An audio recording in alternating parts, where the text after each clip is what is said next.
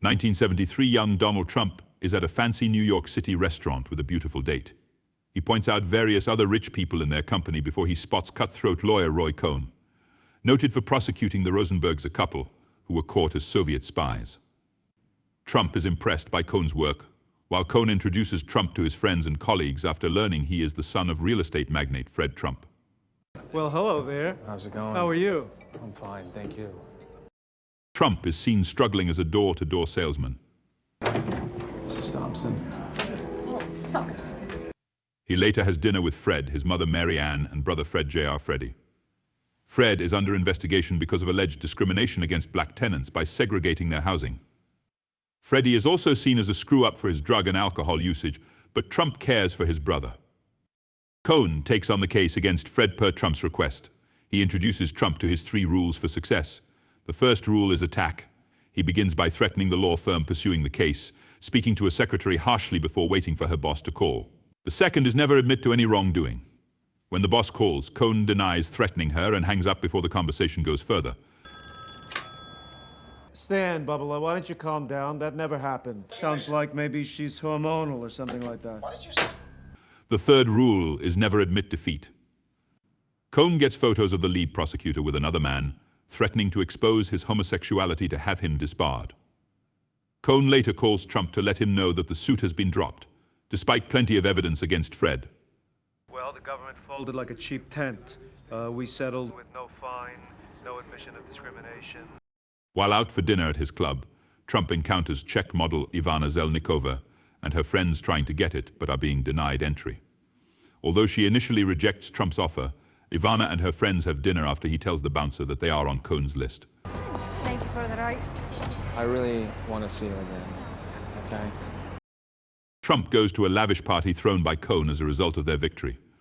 Trump starts to make plans to boost his profile and make a bigger name for himself. He starts by trying to turn the Commodore Hotel into a Hyatt. This causes some tensions between Trump and Fred, since he never told his father about his business intentions. I'm saying I got the City Planning Commission in my pocket. After talking to investors, Trump goes to Cohn for help with waiving property taxes on the Hyatt and getting a $160 million tax abatement for the plan. I love you. Okay. Thank you. Cohn is reluctant at first, but brings Trump and Fred to court, where Cohn succeeds in getting the job done by using blackmail tapes of elected officials, while advocates for the poor begin to protest.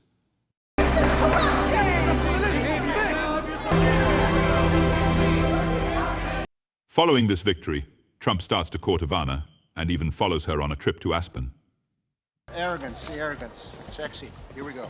Forward here. There you go. They begin to fall for each other, and Trump proposes to Ivana. But after talking about it with Cohn, the lawyer suggests trying to make her sign a prenup. Ivana is outraged by the notion, but Trump chases after her and says to forget the prenup because he wants to marry her regardless. Ivana, hey, let's talk about this. Come on, don't do this. They end up going ahead with the wedding.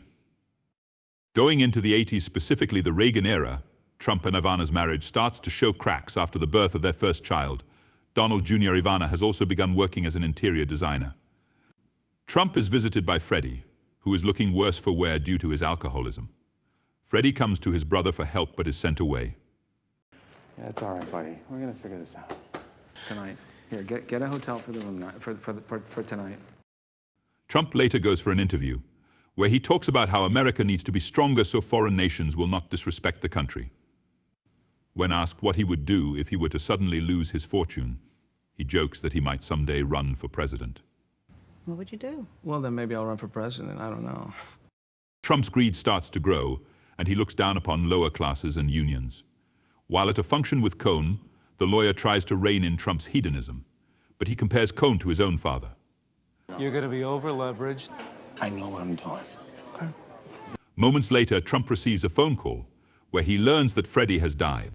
After the funeral, Trump weeps in bed next to Ivana. Don't come near me. Trump and Cohn attend a party at the Hyatt, which is now Trump Tower. Cohn tells Trump that his lover Russell is sick and needs a place to stay, asking for a spot there at the Hyatt, and Trump says he will help. Trump also tells Cohn that he has lost all attraction to Ivana and feels nothing when he looks at her, even though he made her get breast implants. When they are alone at their hotel later, Trump relays these feelings back to Ivana. Trump runs into problems on his next hotel development project since he is behind on payments and is being threatened with legal action. If you don't make a goddamn payment by the end of this month, my bankruptcy attorneys are going to be up your ass. He is later called in to approve of a slogan for the Reagan campaign, "Let's make America great again." Cohn confronts Trump outside his building after learning that he kicked Russell out of the Hyatt, which Trump claims is because of the other tenants complaining since Russell has AIDS. Trump later starts to make plans to get liposuction and scalp reduction surgeries. He also learns that Cohn is terminally ill with AIDS, but he publicly discloses it as a form of cancer and denies being a homosexual. Trump later calls an ailing Cohn to sort of reconcile. He flies Cohn out to Florida to celebrate his birthday, and Trump gifts him cufflinks that he claims have diamonds in them. Oh, well, you didn't have to do that, Donald. Come on, 59. When Cohn brings them up to Ivana, she apologetically tells him that they are cheap jewels. Beautiful, right? My darling, this is cheap pewter. Trump then stands to toast and honor Cohn. After Cohn delivers a brief speech, a cake is brought out, and Cohn is brought to tears before being wheeled out.